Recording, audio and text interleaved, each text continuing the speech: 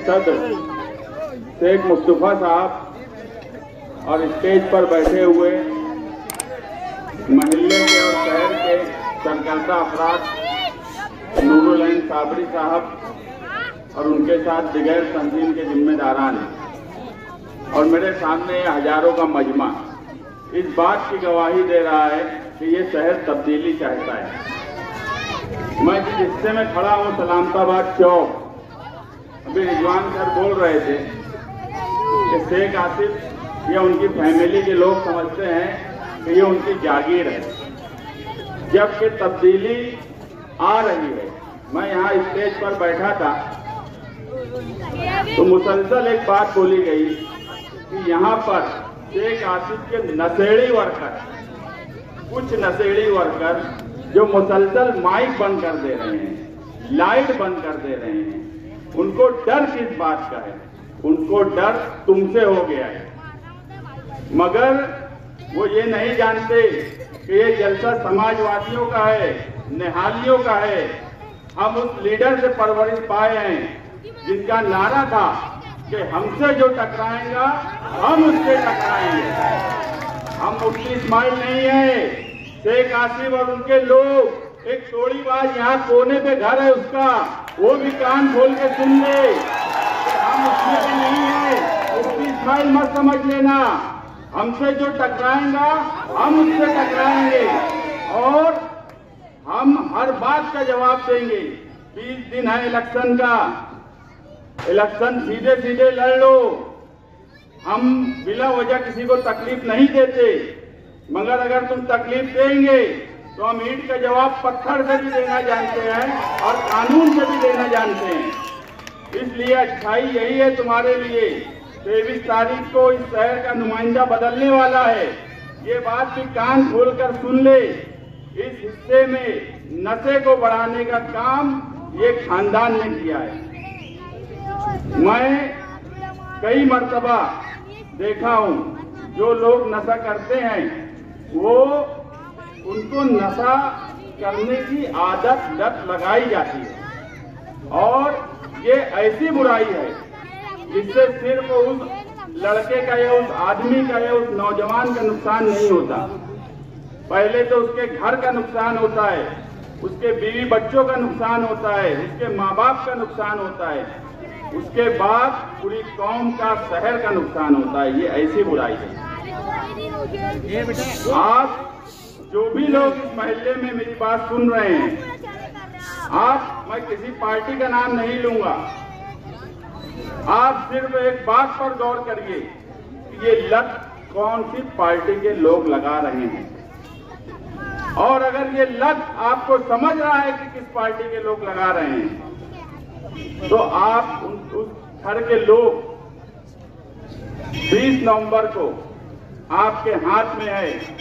आपके बच्चों का मुस्तकबिल, इस शहर का मुस्तकबिल, इस कौम का मुस्तकबिल, नौजवानों का मुस्तकबिल सिर्फ आपकी वोट, आपकी वोट साइकिल निशान पर इतनी भरपूर दो कि शेख आसिफ और उनके जो घर के लोग जो नशे की आदत लोगों को लगाते हैं वो घर बैठ जाएं।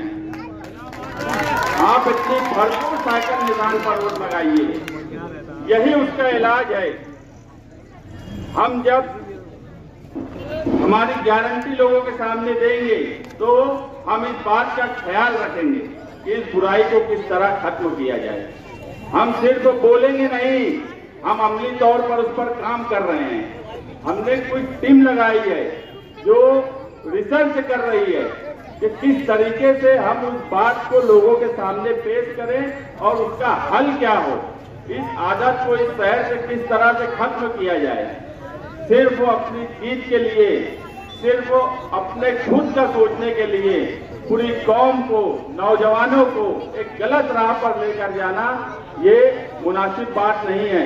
इलेक्शन आता रहेगा, इलेक्शन होता रहेगा, इलेक्शन में हार जीत भी होती रहेंगी, मगर ये शहर रहना चाहिए, ये कौम रहना चाहिए, इनका मुस्तकबिल रहना चाहिए। यही इस शहर के लिए है। जो शहर मस्जिद और मीनारों के नाम से पहचाना जाता था, आज उस शहर के बारे में बोला जाता है कि ये ड्रग्स का हब बनता जा रहा है। मतलब यहाँ ड्रग्स यहाँ से सप्लाई होने लगी है। क्यों 25 सालों में ये हुआ? और जो आज नुमाइंदे हैं ये इतने सियासी तौर पर कमजोर हैं कि इनके अंदर वो ताकत नहीं है रोक लेने की। अगर ये ताकत किसी में है तो सिर्फ निहाली लोगों में है। यहाँ शान हिंद बैठी है। क्या आपको नहीं लगता कि ये नशे की लत और इस तरह के जो बुराई फैला रही है ये कौन रोक सकता है? ये कौन रोक सकता है? अगर मुफ्ती इस्माइल में इतना दम होता, उनका इतना दबदबा होता तो 25 सालों में ये बुराई इतनी फैलती नहीं। मुझे बताओ 20-25 साल पहले ये बुराई के बारे में कोई सोचता था? इस पर कोई बात होती थी? आज इस पर हमको तकरीर करना पड़ रही है। आज हम तामीर और तरक्की की बात करने के बजाय इस पर बात क्यों कर रहे हैं? क्योंकि इस शहर में एक खानदान ने लोगों में नशे की लत लगाई तो दूसरा जो नुमाइंदा था वो इतना कमजोर, इतनी मिलीजोड़ उनके साथ कि वो कुछ नहीं कर सके। मैं अभी भी बोलता हूं कि जिन लोगों ने अब्दुल मालिक को गोली मारी, मुझे बताओ 1-1.5 महीने में छूट गए। एक सियासी आदमी पे गोली मारने के बाद अगर कोई आम आदमी भी होता तो इतनी जल्दी उनके मुजरिम छूट नहीं सकते थे, उसके मुलजिम छूट नहीं सकते थे। इसका दूसरा मतलब ये है कि मुफ्ती इस्माइल की मिली जोड़ है। उन्होंने चाहा ही नहीं कि उनको सजा हो, वो जेल में रहे, उन्होंने चाहा ही नहीं। ये बात उस फैमिली को समझना चाहिए। या फिर उनके अंदर दम ही नहीं है, और जिसके अंदर दम नहीं है उसके साथ रहकर तुम करोगे क्या? जिसके अंदर दम ही नहीं है उसके साथ रह के करोगे क्या? शहर में एक तब्दीली की लहर है। शहर हर हिस्से में, हम आज मैं 20 साल से इलेक्शन लड़ रहा हूं, जमीन पर इलेक्शन लड़ रहा हूं। जो बदलाव मुझे पूरे शहर में इस मर्तबा देखने को मिल रहा है, मैंने 2004 में नहीं देखा, मैंने 2009 में नहीं देखा, मैंने 2014 में नहीं देखा। अगर मैं सलामताबाद चौक में हूं और ये हजारों का मजमा है तो ये तब्दीली की अलामत है। लोग बेजार हो गए हैं इन मिली जोड़ से, इस 25 साल की बुराई से। शहर तामीर और तरक्की के नाम पर तरस रहा है। आप देखेंगे कि मालेगांव आउटर मुसलसल तरक्की की तरफ चला गया, और मालेगांव का सेंट्रल जिस हिस्से में मैं खड़ा हूं, ये हिस्सा आप देख लो, यहाँ पर आने के लिए कितनी तकलीफ होती है। एक रोड सही से नहीं बन पाई। आज भी हम रोड और गटर की बात करते हैं स्टेज से। ये मुझे मुनासिब ही नहीं लगता कि असेंबली का इलेक्शन लड़ रहे हैं वो और हम स्टेज से रोड की बात करें, मगर मजबूरी ये है कि हमें चलने के लिए रोड नहीं है। जबकि बात 25 साल के बाद ये होना चाहिए थी कि यहाँ पर एजुकेशन के लिए कोई बड़ा कैंपस क्यों नहीं बना। यहाँ बात ये होना चाहिए थी कि हेल्थ के लिए कोई बड़ा हॉस्पिटल क्यों नहीं बना। यहाँ बात ये होना चाहिए थी कि रोजगार के लिए कोई नई चीज क्यों नहीं यहाँ पे लाई गई। ये सब बात इलेक्शन के, असेंबली इलेक्शन के स्टेज से, कैंपेनिंग से होना चाहिए। मगर मजबूरी ये है कि इन लोगों ने 25 साल में हमें बुनियादी सहूलत से ही महरूम रखा, बुनियादी सहूलत ही नहीं दी। तो आज एक आम आदमी, अगर मैं कहीं जाता हूँ कहीं पर, तो लोग बोलते हैं कि यार हमारे घर के पास की रोड बना दो, हमारे घर के पास की गटर बना दो। पानी नहीं सही से आता, पानी गंदा आता है, पानी 2 दिन नहीं आता, पानी का सिस्टम सही नहीं है, 4-4 दिन नहीं आता। ये असेंबली के टॉपिक नहीं है, मगर मजबूरी है लोगों की भी कि उनको बुनियादी सहूलत से जानबूझ के महरूम रखा गया। अगर वो उनको बुनियादी सहूलत दे दी जाती, अगर आप मानो कि आपके शहर में सारी रोड पुख्ता और अच्छी हो जाती, आपके पानी की सप्लाई बराबर हो जाती, आपका ड्रेनेज सिस्टम बराबर हो जाता गटर का, तो आज आप बात किस पर करते? आप बोलते ना कि आप हमको हॉस्पिटल अच्छा चाहिए, हमको एजुकेशन अच्छा चाहिए, हमको रोजगार चाहिए, हमको दिगर सहूलत चाहिए, हमको सुशोभीकरण जो उस हिस्से में हो रहा है वैसा सुशोभीकरण चाहिए। मगर आप इसलिए, इसमें आपकी गलती नहीं है, आप इसलिए ये बात नहीं कर पा रहे हैं कि आपके पास वो सहूलत दी ही नहीं है। आप एक बार सोचिए तो सही, आपको 25 साल के बाद कहां लाकर खड़ा कर दिया गया। सिर्फ मालेगांव आउटर और मालेगांव आउटर के कुछ देहात आप चले जाइए, डाबाड़ी, नामपुर और छोटे छोटे देहात, और वहां सड़कें देख लीजिए और उसके बाद आप शहर को देखिए। देहात सुधर गए मगर हमारा शहर सुधरना तो छोड़ो और खराब से खराब तर होता चला जा रहा है। आप एक बार सोचिए तो सही कि हम कहां पर आ गए हैं। हम तामीर और तरक्की पर बात नहीं कर पा रहे हैं। ये आप लोगों को सोचना पड़ेगा। आप लोगों को आपकी फैमिली, आपके बच्चों के मुस्तकबिल के लिए सोचना पड़ेगा। ये सिर्फ मेरा या यहाँ बैठे हुए अशरफ कुरैशी, तौसीफ वकील, इनका सवाल नहीं है। हमारे अभी यहाँ जावेद मास्टर बैठे हैं, उनका भी अभी इस्तेकबाल पाया निशान होगा। ये सिर्फ उनके सोचने का सवाल नहीं है, यहाँ बैठे हुए हर फर्द के लिए सोचने का सवाल है। जहाँ तक मेरी आवाज जा रही है वहां तक सोचने का सवाल है। मुझे ये भी पता है कि दूर के हिस्से में माइक के वायर निकाल दिए गए हैं। ये हमारी आवाज दबाना चाहते हैं, मगर मुझे यकीन है कि यहाँ से उठने के बाद यहाँ पर बैठा हुआ हर शख्स हमारी आवाज होगा। अगर ये माइक के कुछ वायर निकाल देंगे तो ये ना समझे कि हम वहां तक हमारी आवाज नहीं पहुंच पाएंगे। जहां तक भी हमारी आवाज पहुंच रही है, मेरी माए बहनें घरों में बैठी हैं, वो सोचे कि उनके घर का मुस्तकबिल क्या होगा, उनके बच्चों का मुस्तकबिल क्या होगा। लेकिन बड़े अफसोस के साथ मुझे कहना पड़ता है कि इस शहर की हालत बद से बदतर हो गई है और हम सबको अब सोचने की जरूरत है। आज गरीब आदमी कितना परेशान है, अमीर आदमी भी परेशान है। हम हमारे टैक्स का 70% कारपोरेशन को देते हैं। ये इलेक्शन कारपोरेशन का नहीं है, असेंबली का है। मगर अगर कारपोरेशन को 70% टैक्स देने के बाद दादा भूसे कारपोरेशन का मेंबर नहीं है, दादा भूसे असेंबली का मेंबर है, उसके बाद अगर वो फंड उस तरफ लेकर चला गया, तुम्हारी सारी सहूलियत उस तरफ लेकर चला गया, यहाँ तक कि तुम्हारे मालेगांव सेंट्रल में एक नेशनलाइज बैंक उसने रहने नहीं दिया, तो ये वो कारपोरेशन का मेंबर नहीं था। अगर आपने 20 तारीख को शान हिंद साइकिल निशान पर भरपूर वोट दिया, तो हम आपसे एक वादा करते हैं कि मालेगांव सेंट्रल का हक हम आपको दिलाकर रहेंगे। यहाँ का 70% का हिस्सा जो है उसको 80% कैसे करें वो भी हम करेंगे। और 80% इसलिए करेंगे कि 25 साल से जो नाइंसाफी हो रही है, पिछले 10 साल से हमारा जो बजट उस हिस्से में गया है, अब तो सूद के साथ वसूली भी होगी। अब सिर्फ जो है वही नहीं लेंगे, अब सिर्फ जो है वही नहीं लेंगे, अब सूद के साथ वसूली होगी।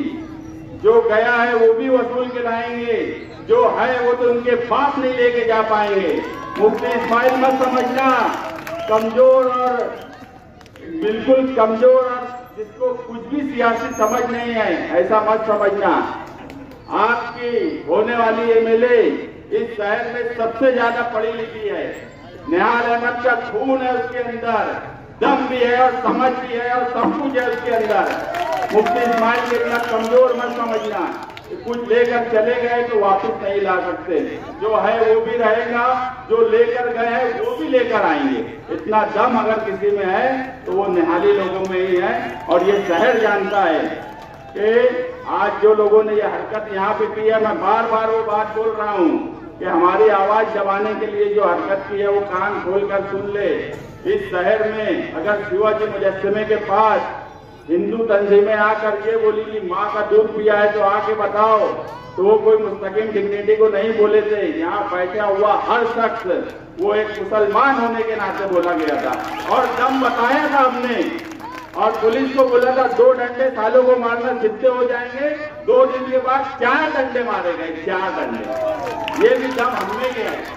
जब एक वक्त बड़ा भीमा गौली का मामला चलता था कि बहुत तकलीफ देते थे, तो जनता जान निसार फोर्स बनी थी और सबक सिखाए थे। अरे हमने तो हमेशा फिरका परस्तों से लड़ा है, कितना भी बड़ा गुंडा फिरका परस्तों का रहा उससे लड़ा है। तुम ये क्या माइक से वायर निकाल देते, ये छिछोरी हरकत है, बिल्कुल छिछोरी हरकत है। ये दमदार वकील नहीं है। इतनी छिछोरी हरकत आसिफ शेख करेगा मुझे यकीन नहीं था। मैं आने से पहले मेरे जहन में दूसरी बातें थी, मगर जब मैं आया कि एक आदमी इतने छिछोरे बन के उधर आया है तो सलाह करा क्या जाए। अब आपको करना है, इनको सबक सिखाना है और इस नारे के साथ सिखाना है कि हमसे जो टकराएगा हम उससे टकराएंगे। एक बार मेरे साथ ये नारा पूरे दम से लगा दो, जो लोग ये हरकत कर रहे हैं उनके कान तक ये बात जाए। और मैं जो बोला, ये दो जो लोग हैं ना, ये दाढ़ी वाला जो वहां कोने में घर है जिसका, इसके घर तक आवाज जाना चाहिए, तेज नारा लगना चाहिए, हमसे जो टकराएगा, हमसे जो टकराएगा, हमसे जो टकराएगा। बहुत बहुत शुक्रिया, बहुत बहुत शुक्रिया। अल्हम्दुलिल्लाह रब्बिल आलमीन वस्सलातु वस्सलामु अला अशरफिल अंबिया अबी बेरी मुख्तार। काबिल सद-ए-एहतराम मौजूद बावकार हाज़रीन, और जहाँ तक मेरी आवाज़ जा रही है, इस्लाम की मुक़द्दस शहज़ादियों, मेरी माँ बहन बेटियों, हमारे अपने शहर में 20 नवंबर को इलेक्शन होने जा रहा है। हालात बदल रहा है नहीं, इंशाअल्लाह ताला हम जो माहौल देख रहे हैं हालात बदल चुके हैं। और मोहतरमा साल हिंदो साहिबा 1 लाख वोट पाने वाली है, इसीलिए ये वायर काटे जा रहे हैं। इनके तंबू में घबराहट है, इसीलिए वायर काटे जा रहे हैं। मेरे अजीज दोस्तों, मेरे भाइयों, 99 में मुफ्ती मोहम्मद इस्माइल दारुल उलूम मोहम्मदिया से फतवा देते हैं मोहतरम शेख रशीद मरहूम के हक में। आज लोग कहते हैं अच्छाई और बुराई का इलेक्शन। मैं शहर की आवाम से, और मेरी आवाज जहाँ तक जा रही है, मैं पूछना चाहता हूँ कि मुफ्ती मोहम्मद इस्माइल किस जबान से कह रहे हैं कि अच्छाई और बुराई का इलेक्शन है। मुफ्ती साहब, बुराई को तुमने बढ़ावा दिया है, शेख रशीद खाना को तुमने ताकत दी है, तुमने फतवा दिया था शेख रशीद को। और आज तक कारपोरेशन में, चाहे वो मोहतरमा ताहिरा मियां बनी हो या शेख रशीद बनी हो, तुमने उनको कारपोरेशन में ताकत दी है। तुम किस मुंह से बात करते हो? तुम दोनों एक सिक्के के 2 रुख हो। तुम आवाम को बेवकूफ बना रहे हो। मुफ्ती साहब, मछेरे के लिए हेलीकॉप्टर मंगाए, शेख आसिफ बोले मैं मंगाया, मुफ्ती साहब बोले मैं मंगाया, और कोर्ट ने 25,000 रुपए जुर्माना दिया। बताओ इन झूठों से ऐ मालेगांव के लोगों, आज 50 साल के बाद मोहतरम मुकाम आशा आपा के बाद मालेगांव में 2 मोछ वालों से एक चूड़ी वाली आई है मुकाबला करने। 2 मोछ वालों से एक चूड़ी वाली आई है मुकाबला करने, जो भाइयों को ताकत देगी, बहनों की आबरू बचाएगी। ऐसी तलवार चलेगी कि ये जो 2 हरे झंडे आए ना, इनकी बूंदी के लड्डू में देखो, खुदा की कसम अंदर से भगवा है, भगवा। एक कहता है मेरा दादा भूसे से अच्छा है, और दूसरा अजीत दादा से अच्छा है। तो बताओ दोनों किसके साथ है? दोनों सिंधे के साथ है। और सिंधे कहता है अल्लाह के रसूल की तौहीद करने वालों के बारे में, ये रामगिरी का कोई बाल बीका नहीं कर सकता। मुफ्ती साहब, आपको खुदा का खौफ है या नहीं? आपने दादा भूसे से पूछा नहीं, बल्कि दादा भूसे के जूते पे पालिश कर रहे थे। शर्म आनी चाहिए। मेरे अजीज दोस्तों, मेरे भाइयों, याद रखो, अपने अपने घर में पहुंचो और अपनी बहन को देखो, अपनी बेटी को देखो, अपनी माँ को देखो। आपका सुकून माँ है, आपकी बहन आपकी आबरू है। ये भी हमारी बहन, हमारी बेटी जो किसी की माँ है, किसी की बहू है, किसी की बेटी है, हम सबका विकास बढ़ाएगी। क्यों? ये पढ़ी लिखी है। दोनों को घर भेजो और सारे हिंदू साहिबा को असेंबली में पहुंचाओ। इंशाअल्लाह ताला बदलाव आ चुका है। अस्सलाम वालेकुम। मेरी सरपरस्ती इस वक्त तो जावेद अनवर साहब, कारी जैनुल आबदीन साहब और दीगर रुफ़ाई कार कर रहे हैं। मैं इस वक्त सिर्फ को इतना कहूँ,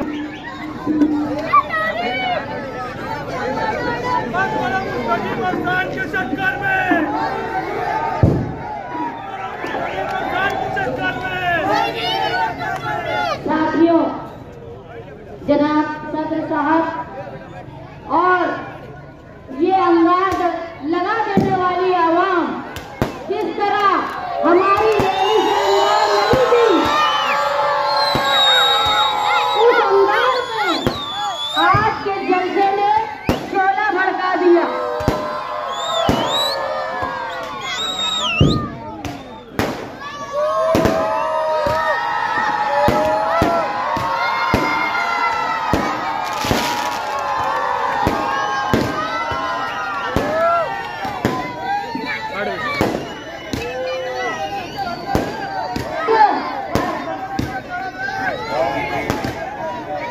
साथियों, आज का ये जलसा मुखालिफिन की ताबूत का आखिरी तीर साबित होगा।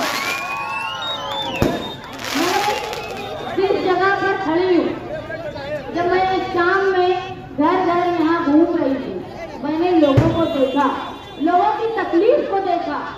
यहाँ लोग परेशान हैं। ये जो डीपी पर 2 रोज पहले पावर की डीपी पे ये मुफ्ती साहब, वो शेख रशीद साहब, शेख आसिफ साहब की बातें चल रही थी, आज मैंने देखा वो डीपी आज भी बंद है। सिर्फ तकरीर और भाषणबाजी 25 सालों से मालेगांव शहर में हो रही है। ये तुम्हारी ताकत है कि आज तुम यहाँ इतनी तादाद में जमा हुए हो और ये तादाद से उनको ऐसी अंगार लग रही है कि वो तुम्हारे स्पीकर के, तुम्हारे ढोंगे के वायर खींच लेते। लेकिन ये निहाली दबदबा, ये समाजवादी सोच के लोग किसी अंटर पंटर के डर में डरने वाला नहीं है। ये इलाके के लोगों का सबसे बड़ा मसला जो था वो नशे के ताल्लुक से था। मैंने इससे पहले भी कहा कि जो लोगों को तुम नशे के धंधे में, नशे के कारोबार में फंसा रहे हो, लोगों को पूरी नस्लें खराब हो रही है इससे। तुम समझो कि अगर आज किसी का बच्चा, कोई लड़का नशा करता है तो आज तुमको एहसास नहीं हो रहा, लेकिन आगे जाके चंद सालों में ये हाल होगा कि घर से बेटी बहन जब निकलेगी तो महफूज वापस आती है या नहीं, इसका डर तुमको होगा। नशे की लानत को इस इलाके से खत्म करो, वरना तुम्हारी नस्लें खराब हो जाएंगी। और इसको बढ़ावा देने वाले वो पहले कांग्रेसी और आज जो अपने आप को बहुत बड़ा गुंडा समझते हैं, उनकी ताकत ये है कि जब उनके घर का एक आदमी फंसा गोली में तो वो चले गए दूसरे के कदमों में गिरने। वो क्या तुमको डराएंगे? तुम वो इलाके के लोग हो जहाँ मुंशी अब्दुल लतीफ साहब, जहाँ जिगर कच्ची, जहाँ नवाब मुकादम, जहाँ पर ऐसे लोग थे, अमीर खां पठान, ये वो लोग थे जिनका तूती बोलता था। आज तुम बता दो, तुम्हारे इलाके के लोग बता दो कि तुम्हारे इलाके के लोगों में लीडरशिप बची है क्या? अरे वो जो कोने पे जो आदमी है ना, वो बहुत बड़ा अपने आप को नेता समझता होगा। देखो, इनके पास है, मैं कभी किसी के खिलाफ नहीं बोलती, लेकिन मुझे बोला गया है कि बोलो, सुनना चाहते हैं और मैं मेरे मानने वालों की बात बोलूंगी। देखो, एक है मैयत मंत्री उनके पास और दूसरा है संडास मंत्री, और वो डराने की कोशिश करता है तुमको, वो जो तुम्हारा महिला जॉब करके घर चला रहा है, उसकी हैसियत ये है। संडास मंत्री क्या सफाई करवा के घर भर रहा है, तुमको मालूम है?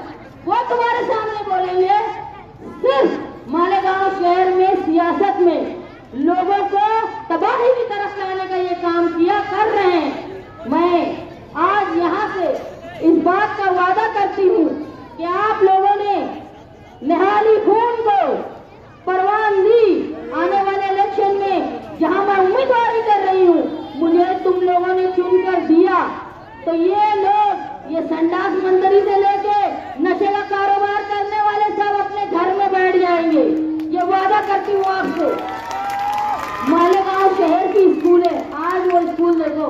जो मुंशी जी के नाम थे उसको खंडर बना दिए। धीरे धीरे उसको भी नशे का अड्डा बनाएंगे।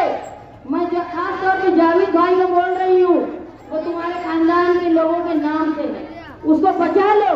मालेगांव शहर की तमाम स्कूलें जो प्राइमरी स्कूल थी वहाँ पे ये शेख रशीद का खानदान दो काम करता है। तो एक तो गाले बना के भाड़ा खाता है या नशे का अड्डा बना देता है। ये नशे का अड्डा तुम्हारी बहन बेटियों की इज्जत से खेलेगा, तुम्हारी नस्लों के साथ खेलेगा। इनको अपने शहर से भगा दो। ऐसा करने वालों को जब तुम्हारे बच्चे जब जाता है ना लड़का घर से बाहर तो डर होता है कि कोई नशेड़ी उसको ब्लेड न मार दे, उसका मोबाइल, उसका पैसा, मेहनत की कमाई न छीन। देखो जो नस्लों को ये लोग फंसा रहे हैं नशे में, उनके घर वालों से भी मैं वादा करती हूँ कि हमारा राह जाने के बाद मैं सबसे पहले ऐसे लोग जो नशे में मुलविस है उनको कोई ऐसा कारोबार देंगे, हलाल कारोबार, कानूनी कारोबार, कि वो ये फालतू काम और गैर कानूनी काम छोड़ देंगे। दूसरा, जो नशे में मुलविस लोग हैं उनके लिए समझ लो, अगर तुम समझते हो सिर्फ इलाके की औरतें और बहनें महफूज नहीं है, ऐसा नहीं है। जो नशे का एकदम आदी हो चुके हैं उसके लिए बहन में, माँ में और बीवी में कोई फर्क नहीं रहता। मैंने देखा है ऐसे नशा करने वालों को जो औरत को औरत समझते भूल जाते हैं कि माँ है कि बहन है कि बीवी है।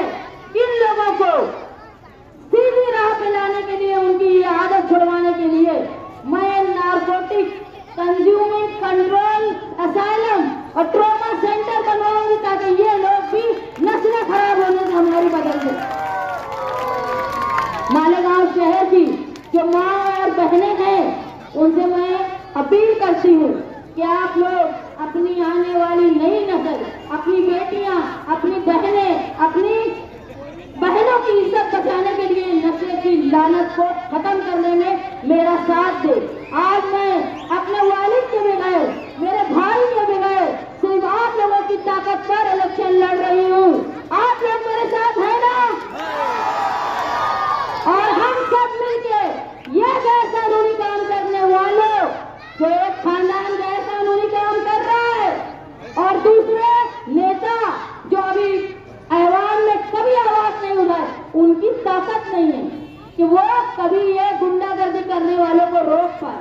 अब जब वो तुम्हारे पास वोट मांगने आए हैं ना कि इनकी गुंडागर्दी मैं खत्म करूंगा, तो ये 5 साल भी तुम ही थे, क्या किए? खत्म कर पाए? इससे पहले भी 5 साल रहे। उल्टा मालेगांव शहर में गैर कानूनी काम, नशे का कारोबार, सट्टा, जुआ और जो हमारी तालीमी स्कूल थी उसको खंडर बना के जुए, सट्टे और नशे का अड्डा बनाने में जहाँ एक खानदान जिम्मेदार है तो उसको रोक नहीं पाने का जिम्मेदार मुफ्ती इस्माइल साहब हैं। उनका मुंह नहीं है कि वो आप लोगों से वोट मांगे।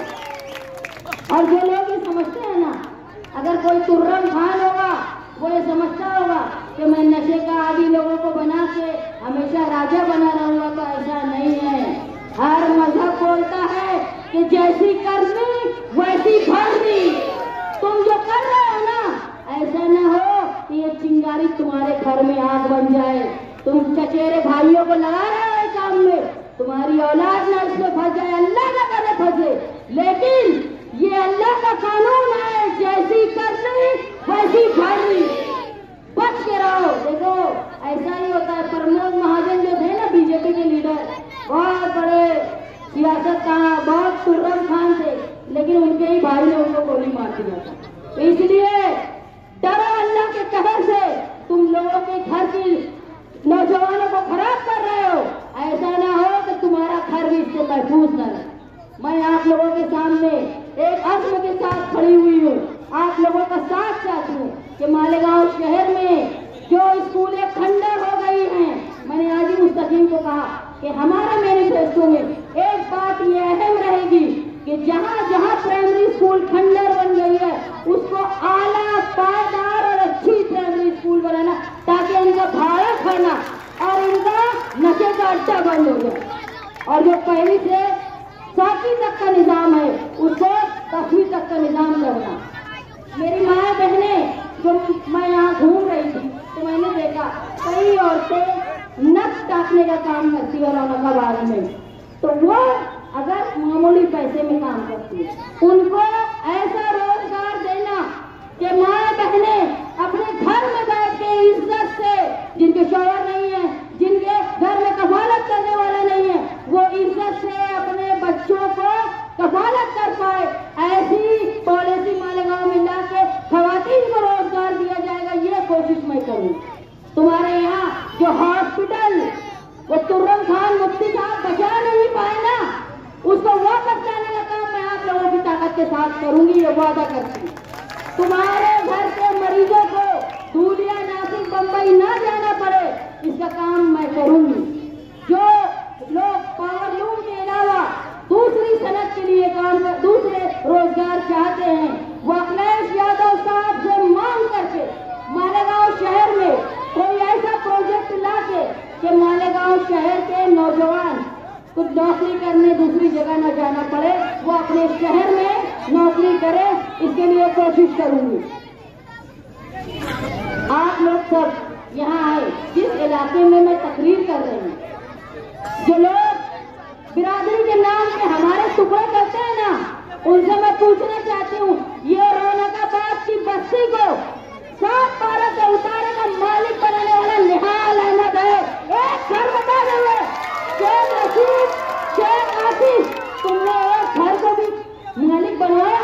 ये 30 साल की लड़ाई के बाद साथी निहाल अहमद ने रौनकाबाद में रहने वालों को उनके घर का मालिक बनाया, और आज वही निहाल अहमद की बेटी तुम्हारे सामने वो हक मांगने आई है, मेरे बाप की वोट मांगने में आई हूँ। 30 साल साथी निहाल अहमद ने साथ दिया आपका।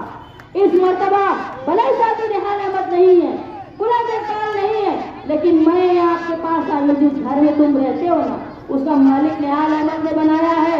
उसकी बेटी तुमसे हक मांगने आई है, मुझे वोट आप लोगों से चाहिए, और मुझे यकीन है कि मुझे वोट मिलेगी, क्योंकि मुसलमान कुछ भी हो सकता है, ऐसा फरामोश नहीं होता। और तुमको ठिकाना लगाना है, जो बिरादरी के नाम पे तुम्हारी नस्लें खराब कर रहे हैं ना, अरे उनकी ताकत क्या है मालूम? इलेक्शन के बाद बहुत बिरादरी करते हैं ना, एक घर बता देंगे जो किसी खानदेशी या मराठ वाले से आए हुए लोगों के लिए घर बनाया है, इन्होंने कभी कुछ नहीं किया। अतिक्रमण पे किसी का घर बनाया ना, तो पावर चोरी के लिए और बिल का पैसा खुद खाए, ये वो लोग, ये क्या बिरादरी की बात करेंगे?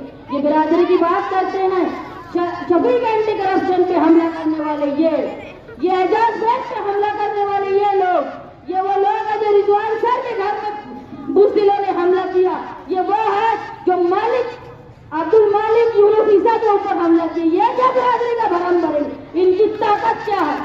तुम्हारे इलाके के लोग, एक कत्ल हुआ था, भले कानून से सजा नहीं मिली, लेकिन अल्लाह का कानून बाकी है, उससे कोई माई का लाल नहीं बच सकता।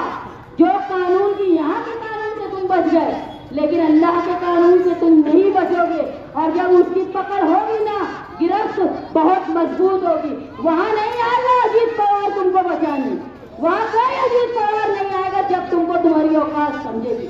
आज मैं आप लोगों के सामने कोर्ट की दरख्वास्त करने आई हूँ, मालेगांव शहर के प्राइमरी स्कूल का निजाम दुरुस्त करने के लिए। मालेगांव शहर की जो माएँ बहनें रोजगार करती हैं, उनको घर बैठे रोजगार मिले। जो नौजवान बैरून शहर बाहर जाकर नौकरी करते हैं, उनको शहर में नौकरी मिले। जो लोग नशे के व्यापार कर रहे हैं, उनको सुधार के हलाल कमाई करने का मौका मैं आप लोगों के साथ मिलकर दूंगी, ये वादा करता हूँ। मालेगांव शहर में अच्छे अस्पताल का इंतजाम हो, ये कोशिश मैं करूंगी। और सबसे बड़ा है हमारा दबदबा, हमारा दबदबा, ऐसा दबदबा कि मालेगांव शहर की पुलिस की हिम्मत न हो कि किसी बेगुनाह मालेगांव शहर की अक़लियत का किसी भी बेगुनाह पर झूठे केस में 12 नवंबर की तरफ फंसा न पाए। यह दबदबा लाने का मैं काम करूंगी आप लोगों के साथ मिलकर। मालेगांव शहर की माएँ बहनें जो हॉस्पिटल के लिए झूलिया जाती है, ये बंद हो जाएगा। मालेगांव शहर का खुद का हॉस्पिटल होगा। मालेगांव शहर के बच्चे अच्छी तालीम हासिल करें, यह कोशिश मैं आप लोगों के साथ करूंगी। और आने वाले दिनों में बेहतर रोजगार, बेहतर सेहत के साथ साथ तुम्हारी तहफ्फुज़ का इंतजाम मैं करूंगी। मैं आपसे दरख्वास्त करती हूँ कि आने वाले इलेक्शन में आप साइकिल निशान पर वोट देकर इस बात को रोने का बाल बोले। यहाँ से लेके जहाँ इतराज के तमाम लोगों से मेरी दरख्वास्त है कि साइकिल निशान की वोट देकर आप ये बता दें कि निहाल अहमद का दबदबा था, निहाल अहमद का दबदबा है और कायम रहेगा। डायमंड कारपेट, हमारे वहाँ कारपेट, गराज, हेडलोन, रेलवे वाला कारपेट होलसेल रेट में दिया जाता है। हमारा पता याद रखें, मुस्तफ़ा बंगार बाजार, डायमंड कारपेट।